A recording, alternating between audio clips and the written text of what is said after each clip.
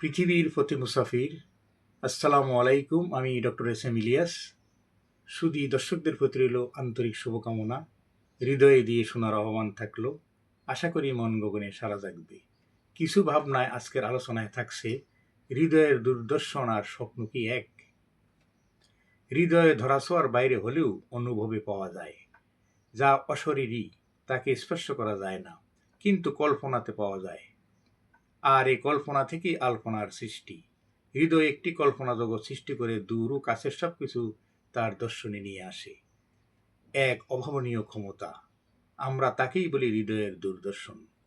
চোখ বুঝতে সে দেখে দেখে, তাই তো হৃদয়বানরা, জ্ঞানীরা, চিন্তাশীলরা চোখ বন্ধ করে দূরদর্শন দিয়ে আপন ভুবনের সব কিছু অনুভবী নিয়ে আসেন।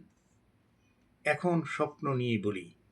আমরা রাতে ঘুমালে যে স্বপ্ন দেখি তা ঘুম ভাঙলে শেষ হয়ে যায়।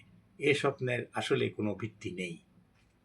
আবার অনেকে বলে থাকেন জীবন নিয়ে উন্নত স্বপ্ন দেখো, তাহলে দুনিয়াতে প্রতিষ্ঠিত হতে পারবে।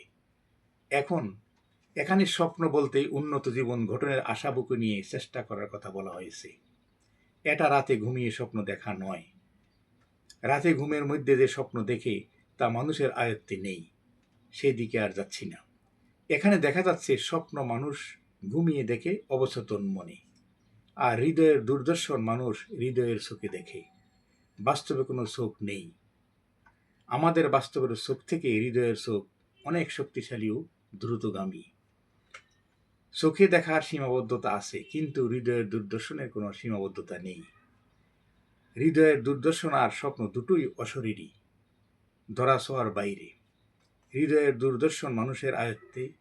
মানুষ তার চিন্তা চেতনা ও অভিজ্ঞতা দ্বারা হৃদয়ের দূরদর্শনের গতি এবং পরিধি বাড়াতে পারে। কাজেই হৃদয়ের দূরদর্শন আর স্বপ্ন দুটি দুধারায় চলে, একটি মানুষের হাতে, অপরটি প্রকৃতির হাতে। ধন্যবাদ। আলোচনাটি ভালো লাগলে লাইক, শেয়ার, কমেন্ট করুন এবং সাবস্ক্রাইব করে সাথেই থাকুন।